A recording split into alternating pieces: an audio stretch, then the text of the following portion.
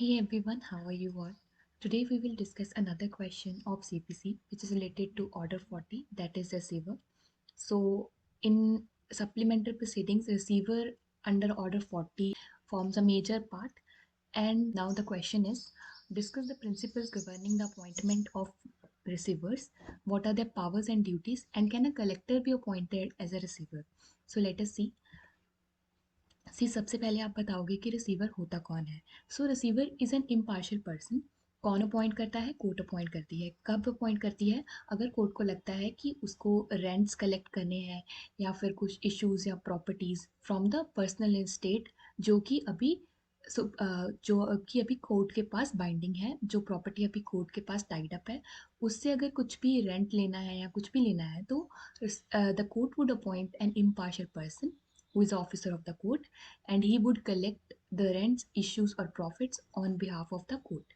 So, in this case, Lakshmi Reddy versus Lakshmi Reddy, it was held the receiver is a officer of the court and not a particular agent of any party. So, it would be wrong to say that receiver is an agent to some party and he is working on the behalf of the party. It's not. He is working on the behalf of court, and that is why he is the officer of the court and he can be covered under the definition of public officer, which is displayed under section 2 clause 17 of CPC. And because he is a public officer, so if a suit has to be filed against him, so then there will be a notice of 2 months that is given under section 80 of the code. Further, इसका object क्या है, क्योंकि कई बार वो ये भी पूछ सकते हैं कि what is the object of appointing a receiver. So object is to protect, preserve and manage the property. For instance, a suit and agricultural property is attached and उस पर क्रॉप्स है. अगर वो क्रॉप्स अच्छे से कट नहीं की गई या उसको सेल नहीं किया गया और उससे जो प्रॉफिट्स हैं वो नहीं एक्सट्रैक्ट किए गए, तो वो it would go to a waste. So that is why the object of appointing a receiver is to protect, preserve and manage such property. जबकि मामला सब जुडिस है, तब the receiver comes into play and it is referred as a custodial legis, that is the property of the court. So appointment of receiver. So appointment of receiver जो होता है हमारा order 40 rule 1 में होता है. कैसे होता है? So this is another supplemental proceeding and उसका अगर कोर्ट को लगता है कि it is based on the principle of justice and convenience, ठीक है.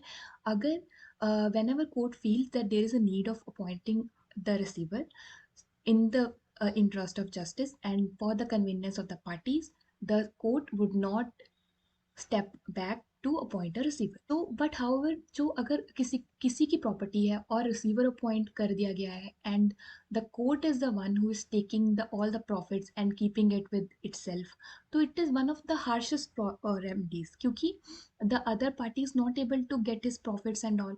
ठीक है. सो अगर किसी कोर्ट को रिसीवर अपॉइंट करना है, so it must do it carefully.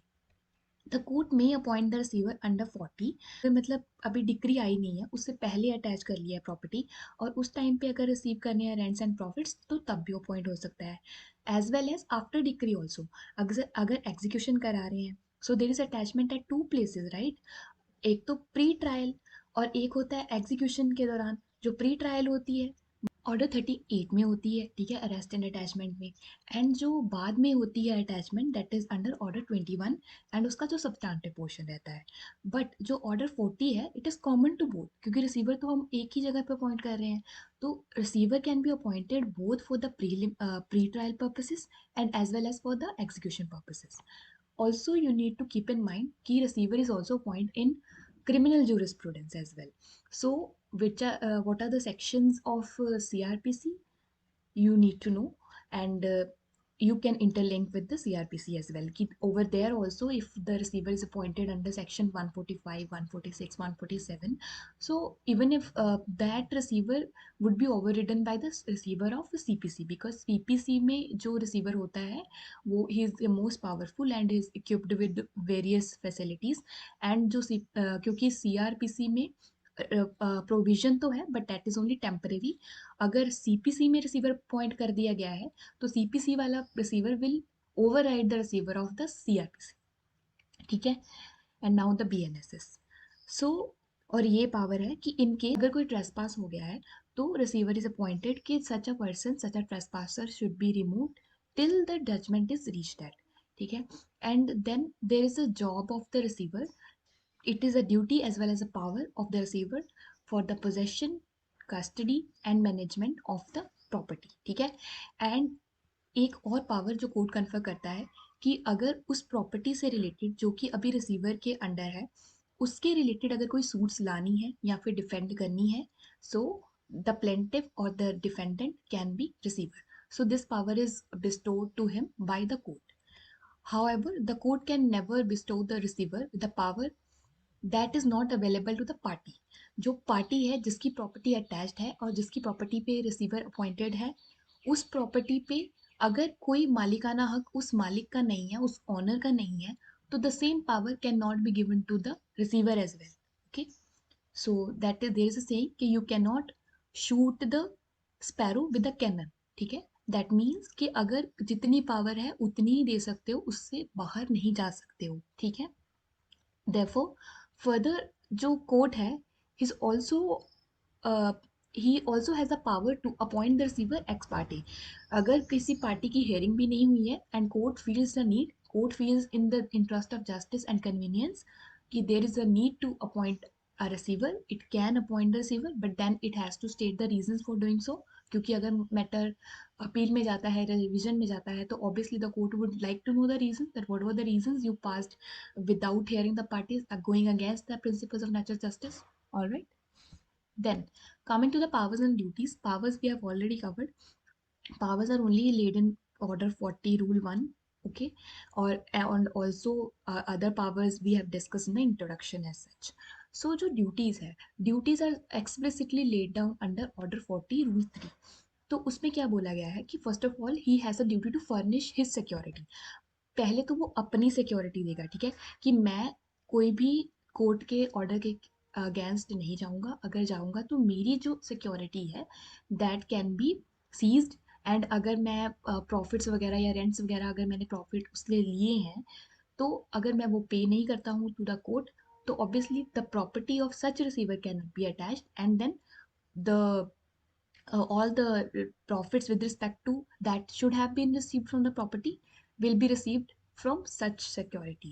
Okay, so he also has a responsibility to submit the accounts जो भी उसने collect किया. He has to render every accounts and true accounts. He cannot forge etc. because he being a public officer has a higher threshold to meet with. Okay, so then he has to pay the amount due from him. जो भी उसका amount है, अगर कोई उससे रह रहा है जो उसने कलेक्ट किया है, ही हैज़ टू पे ऑल ऑफ देम, ठीक है.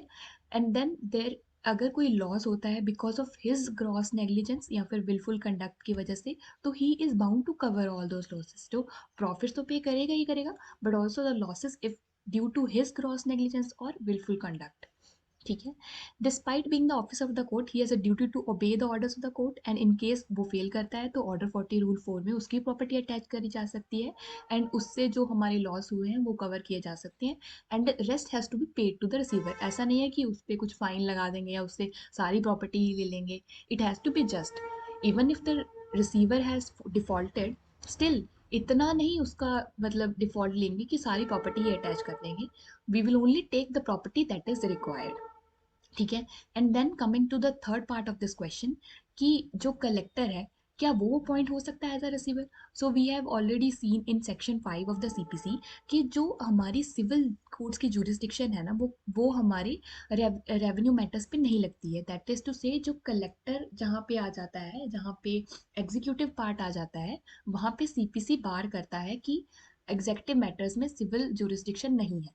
ओनली इन सच केसेस अगर सिविल और revenue are so interlinked and it is difficult to separate both and it would be unjust to keeping it out of the civil jurisdiction, तब सब civil का jurisdiction आता है, civil courts का jurisdiction आता है, ठीक है.